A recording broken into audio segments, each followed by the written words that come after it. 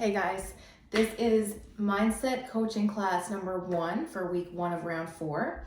So today I wanted to talk about how to break the cycle of any self-sabotaging behavior. And it becomes such a big habit that can take over our lives, whether it be dieting, binge eating, bulimia, addictions, anything like that, that's very self-sabotaging and takes our life from us. So this is all about really rewriting the script, rewriting our story, and getting out of that cycle altogether. So how does it start? I talk a lot about how this stuff starts with a single thought that you're not good enough or something. And it can either start from a thought or an event. So the event can be trauma or abuse or anything at all. And the thought of you not being good enough or not being lovable or being fat or being ugly, that first moment you feel that is when you start to feel things. And that's really when you're sending a message from your brain to your body, and your body is a record of the past. So the more you do this, the more your body will just randomly feel things without you even thinking about it. So the feeling of not feeling good enough, not being lovable, being shameful, not being who you want to be, essentially, makes you act and behave in ways that are very impulsive and self-sabotaging. So if you are dieting, and when diet culture gets a hold of you, it gets a hold of you. It gets a hold of your consciousness. It gets a hold of your presence, your peace. It takes so much from you. So when you start to feel like you're not good enough from dieting and from those thoughts associated to dieting, you start to really criticize yourself more and more. And this only snowballs. It's a snowball effect. You're never good enough. You're never going to be good enough. You can diet for a week, you'll feel good, and then your body fights you, right? So the more you're telling your body, no, don't eat, your body's going to say, no, I'm going to eat. I'm going to eat. So it will fight back eventually.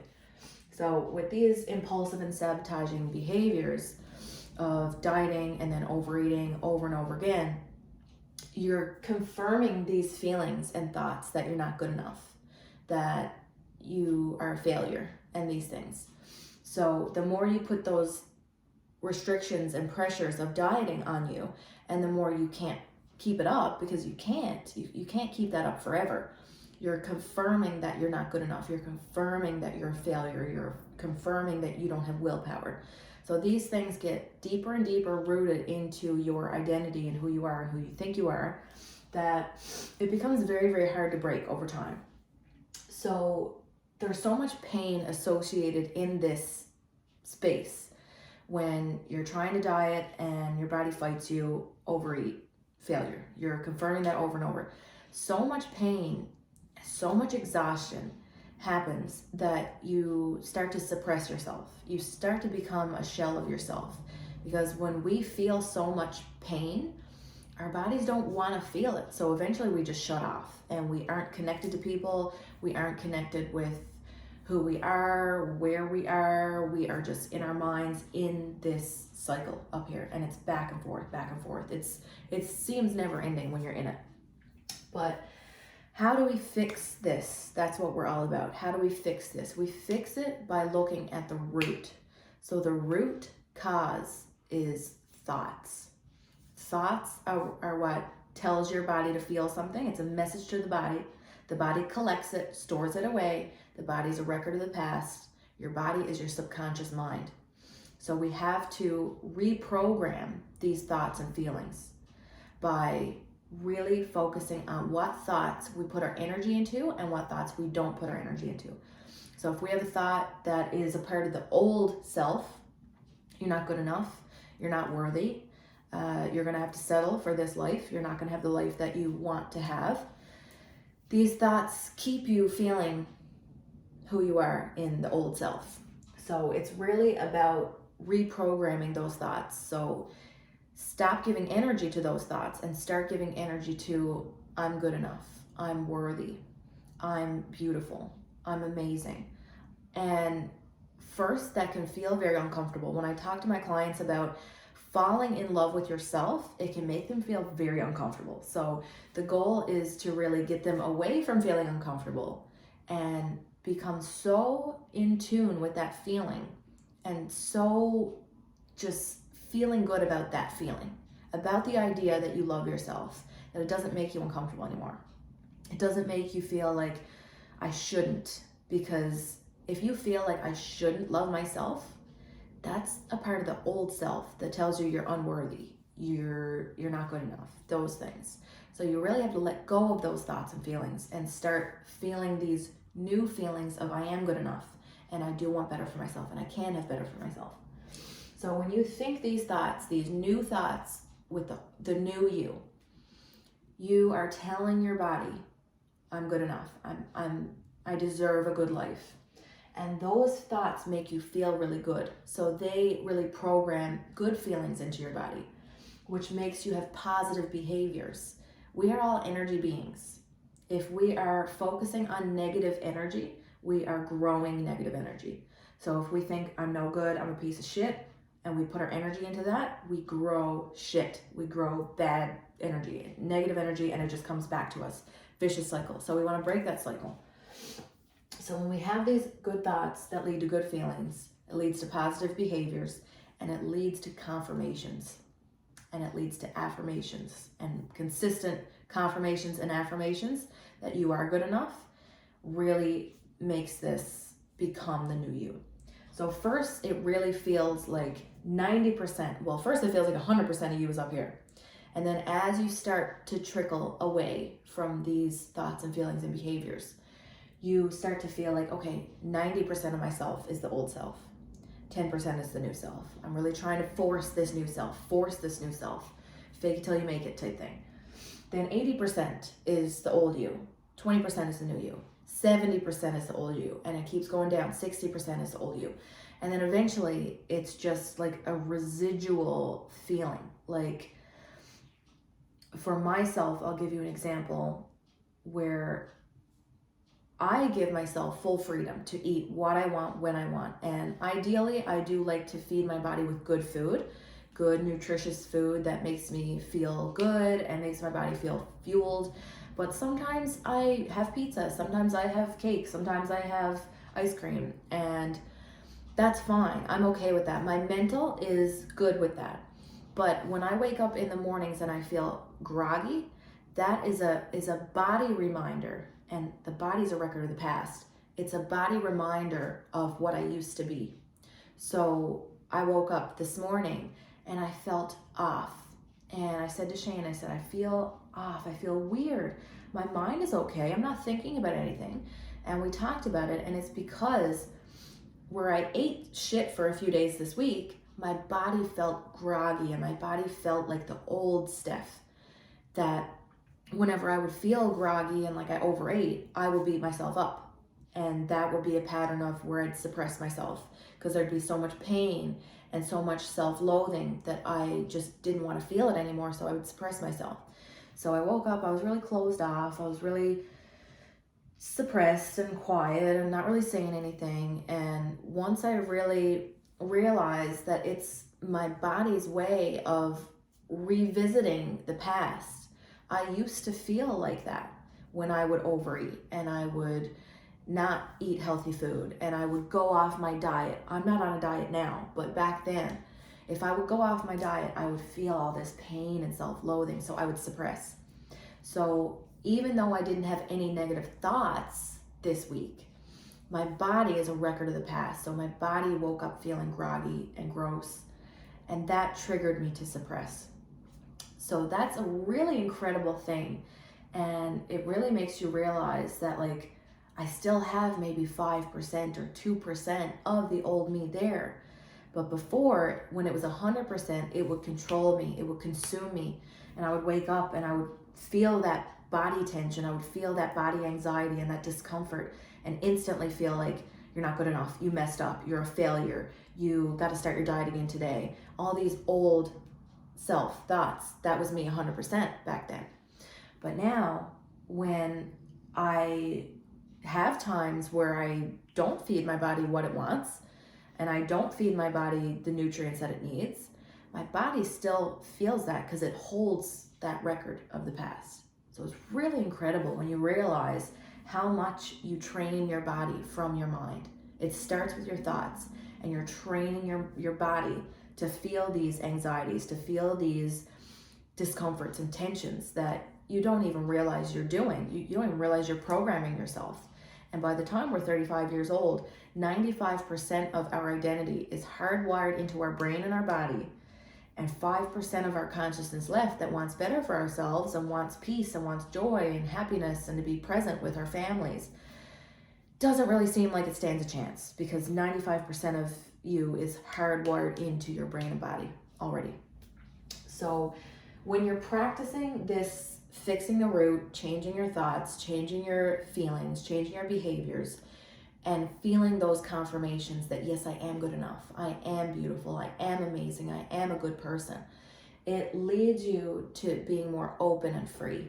So when you wake up in the mornings and you don't have that residual body tension, because most people, when they wake up in the morning, they start their day with the same body tension, the same mental worries, the same revisiting problems from their past and anticipating them happening over and over again. That's how we typically start our day.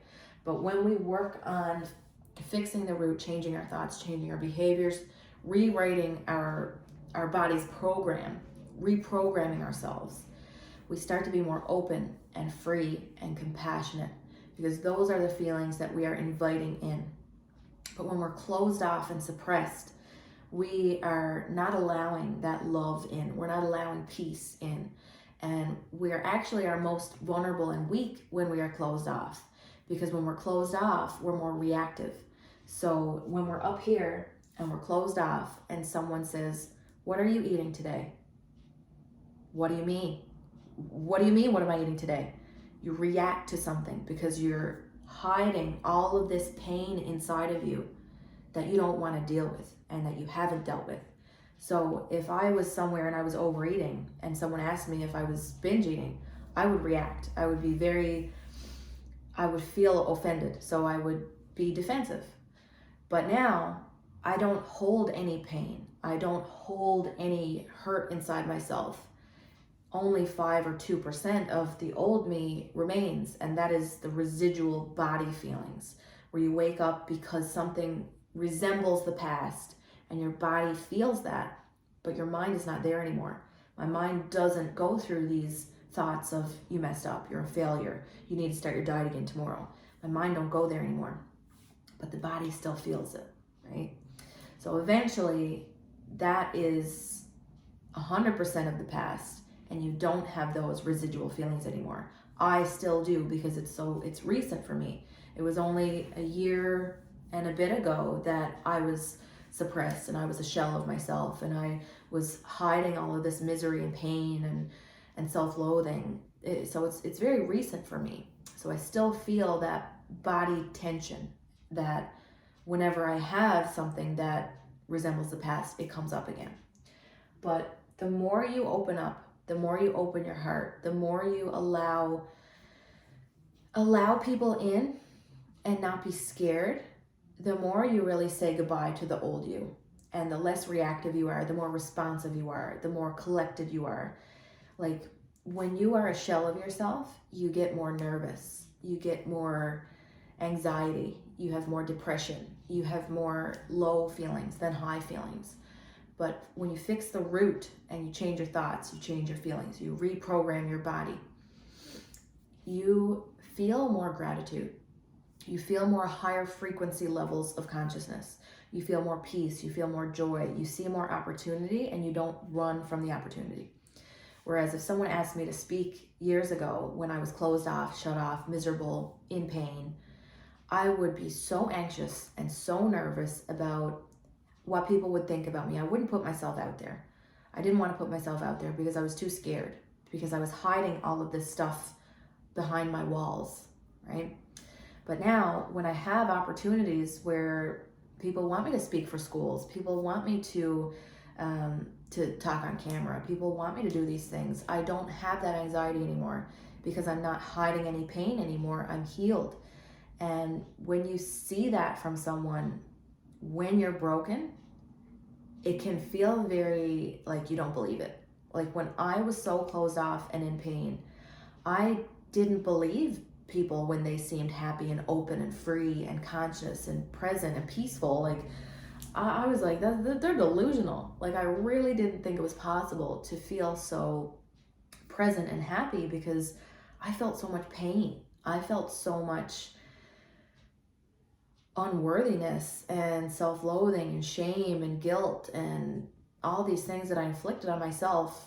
But that diet culture really triggered for me. It really triggers that.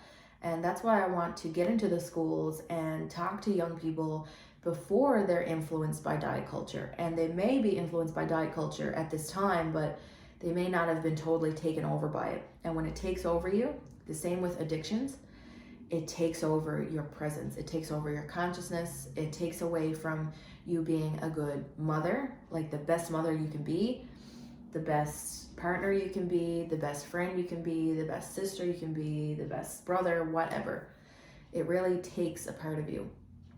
And you can't keep yourself full when you're living in that shell of yourself. You can't. You'll look for things outside of yourself to keep you full, but until you learn how to fill yourself up with these good thoughts and fuel yourself, self-love. When I would hear self-love before, it would make me uncomfortable. It would make me feel like it's bullshit. It's just this false ideology that we cannot really attain. But until I actually started working towards it and believing that it's possible, and when your body starts to feel this joy and gratitude and love, you don't want to go back. You don't want to go back to that pain that you caused yourself, because it's too painful. And when you get reminders of, whoa, that's how I used to feel all the time, it really confirms that you don't want to go back. This is the new way to go. And the more you feel that, the more you know and you confirm that you are headed in the right direction. And that's what you want. You want to keep heading in the right direction, because we all have slip-ups where we think we're not good enough. And I had way more of that first in my journey. I was way more emotionally all over the place, roller coaster, when I first started this journey. And I didn't know where a lot of these feelings were coming from, because they were hidden for so long. And I had deep-rooted pain that I didn't know where it came from. So until I started talking with a counselor and talking with my fiance and talking, that really, it's what releases everything. And it lets you heal from all the pain and self-criticism that's inside, trapped away, keeping you in that shell, keeping you closed off, keeping from being open and free and grateful and peaceful. But I promise you can get out of that cycle. I never thought I could, but feeling the joy that I feel now, I wouldn't trade it for anything. And knowing that I caused myself so much pain from staying in those thought patterns for so long, it's hard. It's a hard pill to swallow, knowing that I did that to myself, but it's also amazing to see how much you grow from how painful it was. Like the bottom of the barrel, how dark it was, to where you are now when you're growing is very refreshing, and it's very empowering to see what you're capable of once you're on the other side and you're free and you're healthy and you don't have diet culture controlling you anymore, and that excess weight that you carry from this drops off. I dropped 15 pounds without even trying. I don't diet. I don't watch what I eat. I don't weigh my food. I stopped weighing myself for months. I just checked and I was like, oh my God, I'm a lot less than I used to be. And my clothes started fitting differently because I started fixing the root, which is self-love as opposed to self-criticism.